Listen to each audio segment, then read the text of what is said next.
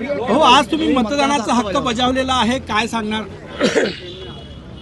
लोकशाहीचा उत्सव चाललेला आहे।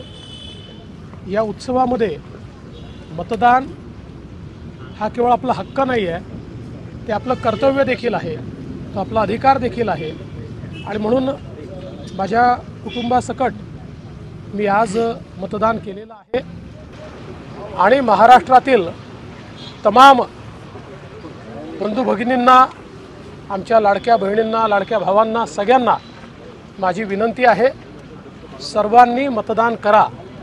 लोकशाहीमध्ये आपण सरकारकडून अपेक्षा ठेवतो, त्या अपेक्षा ठेवत असताना जो मतदान करतो त्याला जास्त अपेक्षा ठेवण्याचा अधिकार आहे। त्यामुळे आपल्या सरकारकडून आपल्या अपेक्षा पूर्ण करण्याकरता सर्वांनी भरभरून मतदान करावं अशी माझी सगळ्यांना विनंती। मतदानामध्ये एक वेगळा उत्साह पाहायला मिळतो, पुढे जसं बोललं तर टक्का वाढेल, कशा प्रकारे बघता तुम्ही? मला निश्चितपणे वाटतं याचं कारण एकतर लोकसभेमध्ये याद्यांमध्ये मोठ्या प्रमाणात घोळ होता, काही प्रमाणात तो कमी झालेला आहे। दुसरं, लोकसभेच्या वेळी वोटिंगची सिस्टीम ही अत्यंत स्लो होती, ज्याच्या तक्रारीनंतर आम्ही केल्या, त्यामुळे आता सिस्टीममध्ये देखील इम्प्रूव्हमेंट करण्यात आलेली आहे। आणि सगळ्यात महत्त्वाचं, लोकसभेसारखं रणरणत ऊन हे आत्ता आज नाही आहे, त्यामुळे मला असं वाटतं की निश्चितपणे टक्का वाढेल। लाडक्या बहिणी पण जास्त संख्येने निघाल्यामुळे वाढू शकतो टक्का। मला असं वाटतं की महाराष्ट्रात आपण नेहमी पाहतो, इतर राज्यांपेक्षा महाराष्ट्रामध्ये महिलांचा टक्का हा 5 ते 6% कमी असतो पुरुषांपेक्षा। मला असं वाटतं की यावेळी निश्चितपणे आमच्या सगळ्या लाडक्या बहिणी ज्या आहेत त्या मतदान करतील आणि ही जी टक्केवारी आहे त्यातला जो फरक आहे तो भरून काढतील। अपेक्षेपेक्षा 9 वाजेपर्यंत अख्ख्या महाराष्ट्रात मतदान फार कमी झालेलं आहे। नाही, अपेक्षा एवढंच झालंय, कुठेही कमी झालेलं नाही। काय वाटतं? चेहऱ्यावर कॉन्फिडन्स आणि हास्य दिसतं तुमच्या चेहऱ्यावर। नाही, हास्य म्हणजे जनतेचं प्रेम जेव्हा मिळतं तेव्हा चेहऱ्यावर हास्य असतं, ते प्रेम मिळताना दिसतंय म्हणून चेहऱ्यावर हास्य आहे। काही घटना घडल्या राज्यामध्ये, अनिल देशमुखांची घटना असेल, इतर भागामध्ये घटना असेल, कशा प्रकारे बघता, काय वाटतं तुम्हाला? बहुत बहुत बधाई, बहुत बहुत बधाई।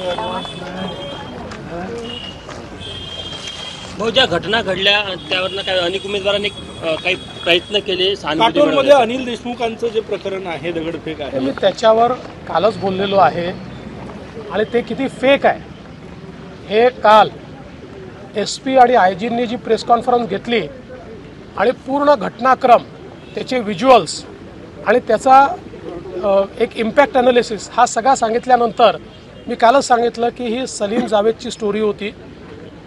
त्याच्यामध्ये रजनीकांतसारखा असा मागून गोटा समोर येऊन लागलेला होता आणि तरी देखील फक्त स्क्रॅच आली होती, त्याच्यामुळे त्यात काय होतं आता सगळ्यांना समजलेलं आहे।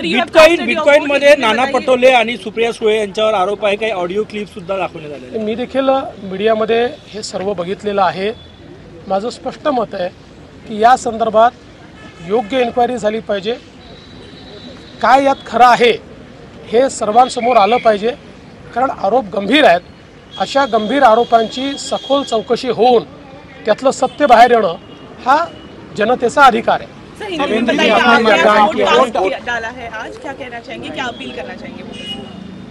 देखिए, लोकतंत्र का सबसे बड़ा उत्सव चल रहा है।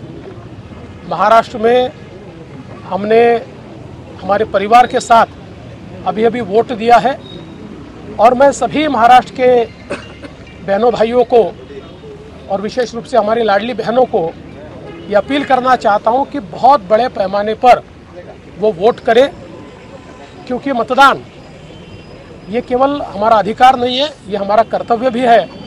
और लोकतंत्र में हम सरकार चुनते हैं और जिसको हम चुनते हैं उनसे ही अपेक्षा रखते हैं, तो अगर हम सरकार से अपेक्षा रखते हैं तो वोट करना ये बहुत महत्वपूर्ण है। इसलिए बढ़ चढ़कर सब लोग वोट करें, ऐसी मेरी सबको प्रार्थना है। Serious allegations were raised against Vinod Tawade yesterday. Then later, timing has been very interesting. Supriya Sule and Nana Patole, their audios were circulated by BJP itself. Top BJP spokesperson has also taken the press conference. How do you look at the timing as well as the allegations raised by BJP?